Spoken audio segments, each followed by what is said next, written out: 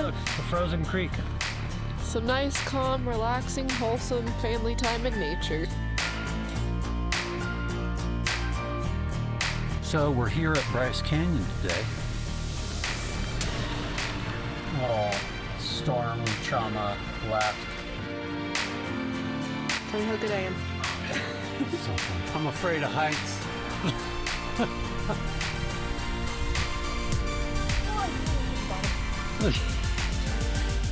We're in Kolob. Kolob. We don't know how it's pronunciated. This hike. What's your confidence level? It's pretty low, and I just realized you might have to cross an icy stream, and I'm not doing that after we already did that. Take your time, sir. I give it 1 3/4 thumbs up. I have Look, the frozen creek. Well, Brian's not worried about it because he has a Sherpa. That's a good point. some nice, calm, relaxing, wholesome family time in nature.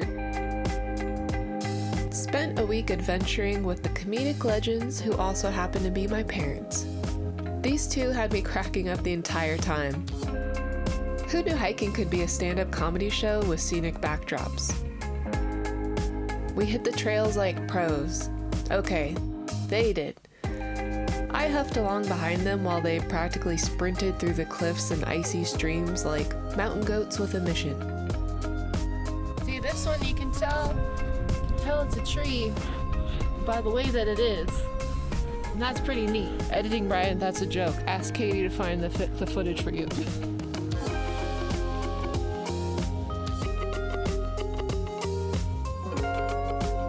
Since we were basically neighbors with Bryce Canyon, we had to swing by. I mean, after hearing all the hype, it would have been rude not to. Spoiler alert, the hype is real. This place is nature's gem. So we're here at Bryce Canyon today, taking a little 2-hour drive northeast. It's cold. Those colorful ridges had us mesmerized and totally ready to ditch all responsibilities and just explore forever. We kept it pretty chill at Bryce. Well, chill for us, which means we drove around and shouted "wow" at every summit like it was our first time seeing rocks.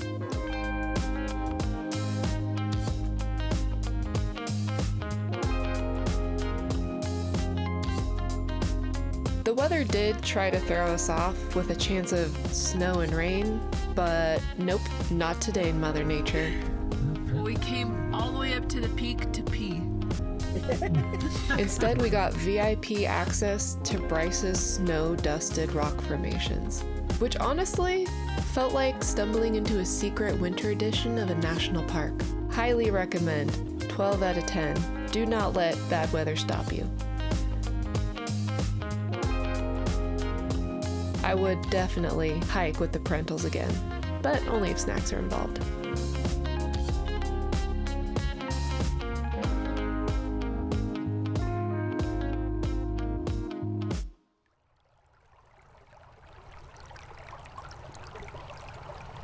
So today we decided to get out in the lovely day and take a walk down the river. It's just in our backyard and see what's going on. It's been a couple days since we've been out of the fifth wheel, to be honest. Katie's come down with a little bit of a cold, and it's been a little cold. Plus we've been revamping a podcast for a YouTube channel called Bloody Besties, which, if you're into podcasts, it's a forensic criminologist and the daughter of police officers. It's pretty good, actually. Honestly, the hardest part about editing this podcast is it's so damn funny at times. I just need to take a minute and just stop laughing.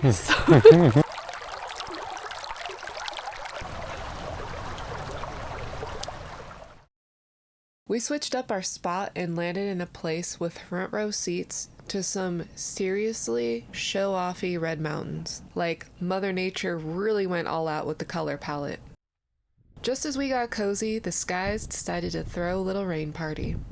And honestly, what better way to celebrate a moody storm than baking cookies?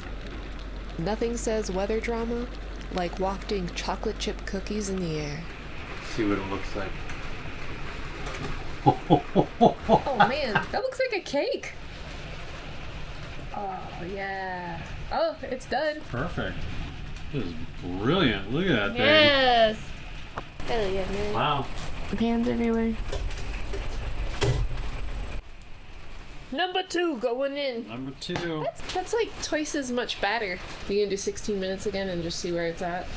Pizookie time. Ladies and gentlemen, make your hot beverage, because this is going to be delicious. The question is, are we going to be gluttonous and eat the whole goddamn thing tonight? We all know I don't have the restraints. It's usually Brian cutting me off. So this situation is completely up to you. No different than any other day. This is true. When chocolate and goodness This is is around true. me, so you're prepared. This is true. Ooh, I think I got that one. One of us got it. Yeah. Some of you may be wondering why it's such a big deal that it's raining and we're freaking out. We've been in the RV for 3 months now? 4 months? 3.5. 3.5. We have not had a lot of rain, and we are from an area in California that would not get much rain, so this is exciting for us. There might be a little storm trauma left, because we went through the tail end of Which the hurricane? Atlantic hurricane that came across the entire northern Atlantic, hit Europe, and then it came through into the Med. And we were stuck in a bay for like a week with constant. It was like 3 weeks. Not only that, but when we came out of the Mediterranean and headed south in the Atlantic, we were a half a day short of missing one of the worst storms we had ever been in on a boat. It was horrible. Do we know how crazy winds have to be to start to worry about it at all? Probably only like crazy shit, right? In an RV? Yeah, 45, 50, I would say would make me a little bit more concerned. Yeah. I'd probably hook up the trailer and pull in the slides and point it into the wind. Was that Sorry, hail? that was the rain that just started. I think that's hail, dude. Yeah, I'd probably hook up the rig and pull in the slides and point it into the wind if that was the case. You know, I keep an eye on the weather, so if I knew really big winds were coming, we'd be hauling ass out of here. Yeah. You know, we'd be getting away from it down in the valley or, lower or wherever we needed to go. Well, if anyone has suggestions or sources or anything about this stuff, I'm guessing it's probably in our handbook paperwork that we haven't looked into for the RV. But yeah, if you guys have any input, let us know, because we're down. We're new at this shit.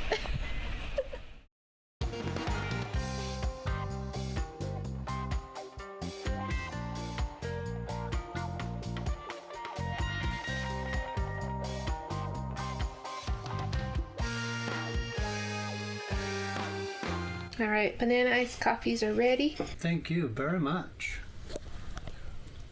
How was it? Tell me I'm good. Am I good? Tell me good. Tell me how good I am. Oh man, it's so fantastic, I'm telling you. You want the recipe? Comment below. We're going to the Virgin River, which is pretty much right out our back door, if we had a back door.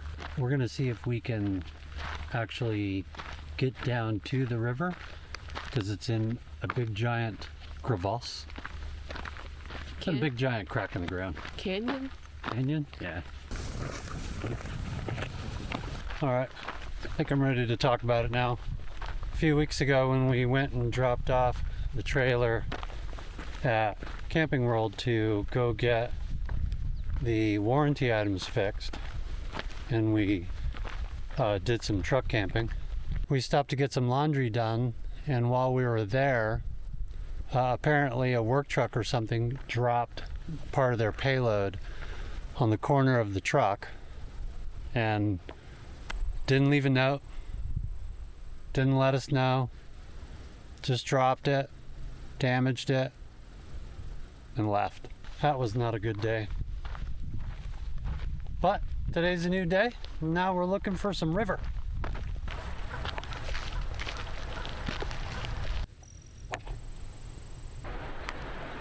I'm afraid of heights. If I had a rope that was tied off, or if there was a swing that went out, I'd do it. I have no problem doing it. Yeah. But looking, it just makes my loins tense up a little bit. Oh, I can't even see the bottom. I'm more just hurt. I would lay on my stomach, but that's cheese grater rock.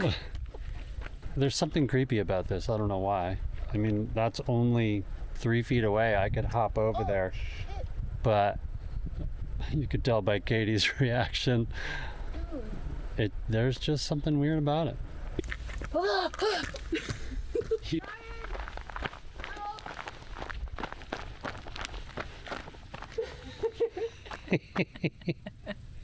Ta-da! Just kidding.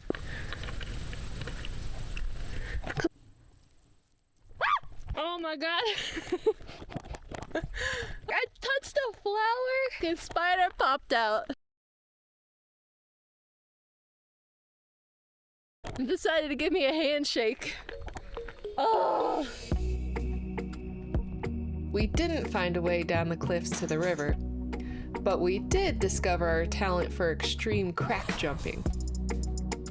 Honestly, we had a blast exploring the place we didn't even know was on the map. So, still counting it as a win.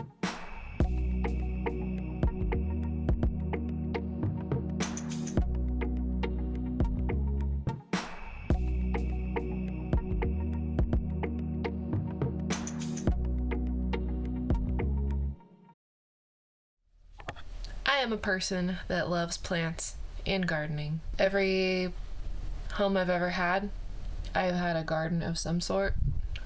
Whether it was a big veggie patch in the backyard or just small container pots and plants inside. The boat was no different. We had basil and lettuce and leeks growing. It was really nice just to have those fresh herbs here and there. Brian and I got some seeds in Arizona. In a couple of the libraries in that area, they have a seed library where you could just go into your local library, grab seeds that other gardeners dropped off and had labeled. One of those is tomato plants that we got. We planted them a little while ago. Here they are now.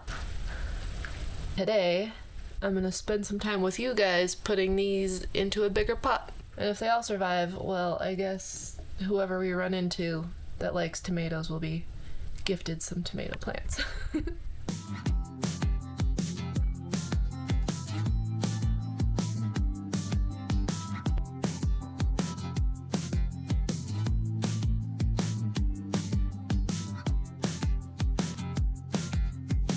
I basically have no gardening tools. So I have a spoon. I've saved eggshells in coffee grounds. Put the eggshells in a coffee grinder after they're thoroughly dried. So they're all crushed up and good to go. I have been told that I have a green thumb.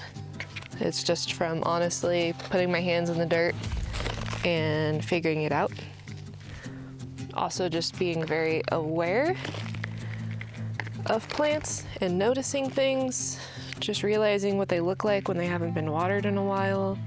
Another one of my little gardening tips, if you could call it that, is buy a bunch of different types of plants you think might do well. And whatever plants actually do well, just buy more of those. Veggies are something I can grow decently well, so that's what we're gonna do.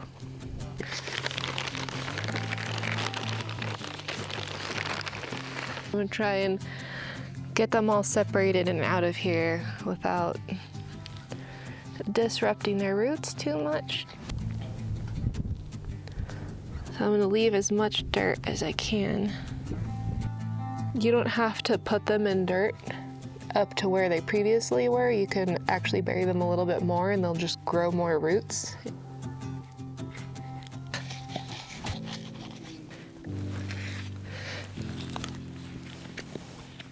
So we got 6 tomato plant little seedlings ready to go to grow some tomatoes.